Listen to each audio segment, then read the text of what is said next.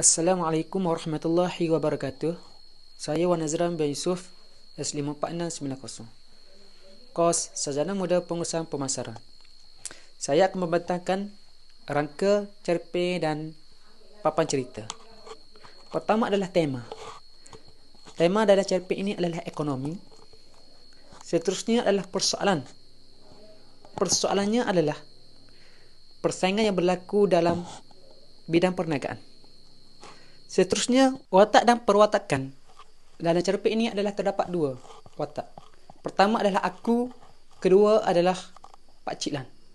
Aku merujuk kepada pengarang, seorang graduan kelulusan sebuah universiti tempatan dalam bidang pemasaran. Seorang yang peramah dan mesra. Seterusnya adalah Pak Cik Lan. Pak Cik Lan adalah seorang usahawan dalam perniagaan sos cili sejak puluhan tahun. Berumur lingkungan 50-an. Nama sebenar adalah Azlan.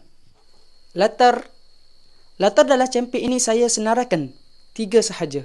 Pertama, latar masyarakat, latar masa dan latar tempat. Latar masyarakat, di mana sekumpulan masyarakat yang menjalankan perniagaan, pertanian dan peneroka. Kedua adalah latar tempat. Latar tempat dalam cerpen ini adalah sebuah perkampungan. Kedua adalah sebuah pondok di mana aku dengan Pak Cik Lan berbuah pada waktu petang. Seterusnya latar masa. Latar masa merujuk dalam cerpen ini adalah 7 bulan lamanya Pak Cik Lan menunggu kelulusan daripada pihak BEN untuk mendapat modal tambahan. Selain itu juga sudah 30 tahun Pak Cik Lan dan rakan-rakannya tinggal di kampung ini. Sinopsis ataupun rekasan dalam cerpen ini. Sinopsis yang saya simpulkan dalam cerpen ini adalah aku adalah seorang graduan yang berkelulusan dalam bidang pemasaran, dalam bidang pengurusan pemasaran di sebuah universiti tempatan.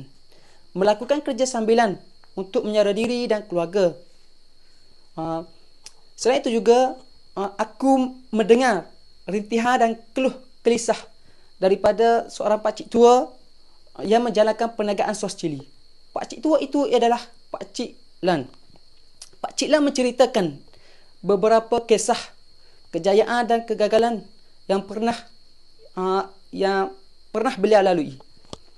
Sejak kebelakangan ini berlakunya persaingan antara perniagaan cili sos dengan perniagaan lain.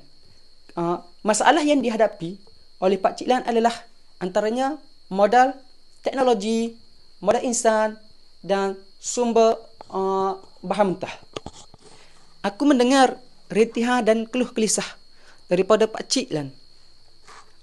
Membuatkan diri aku untuk menolong beliau bagi menjalankan kembali operasi perniagaannya.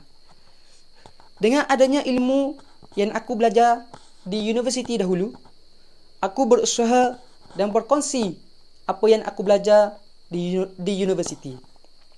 Dengan usaha dan berkat rajinnya Pak Cik Lan, operasi perniagaannya berjalan dengan lebih baik selepas itu. Beberapa permohonan yang telah dibuat oleh Pak Cik Lan daripada agensi kerajaan untuk membeli beberapa jenis peralatan yang lebih canggih dan moden bagi meneruskan perniagaannya supaya pengeluaran tidak terhad dan berterusan. Papan cerita. Papan cerita dalam cerpen ini saya senaraikan 4 bahagian. Bahagian pertama adalah permulaan cerita. Permulaan cerita di mana Pak Cik Lan berasa kecewa dan berasa kesal dengan apa yang berlaku pada zaman sekarang kerana berlakunya persaingan yang begitu sengit di pasaran. Beliau banyak mengalami kerugian yang dihadapi. Pelbagai masalah Pak Cik Lan yang perlu ditanggung dan dihadapi. Pertama adalah teknologi, modal, sumber utama, bahan mentah dan sebagainya. Aku dan Pak Cik Lan berbuah di sebuah pondok pada waktu petang dan aku mendengar beberapa cerita yang beliau ulaskan, beliau ceritakan kepada aku pada waktu itu. Kejayaan dan kegagalan yang beliau pernah alami pada sebelum ini. Dengan cerita itu, aku berasa sedih dan membuatkan aku ingin menolong supaya perniagaannya terus berjalan dengan lancar. Dalam bahagian ini, saya menggunakan beberapa teknik. Pertama adalah pemeleraian. Kedua adalah dialog antara aku dan Pak Cik Lan.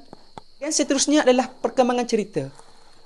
Pada perkembangan cerita dalam cerpen ini adalah di mana aku berkongsi ilmu dan mencurah ilmu yang pernah aku belajar di universiti dahulu. Seterusnya aku menceritakan beberapa jenis agensi kerajaan yang memberi bantuan berkaitan dengan perniagaan. Pertama adalah Fama, Tekun, Amanah dan sebagainya. Bahagian klimaks.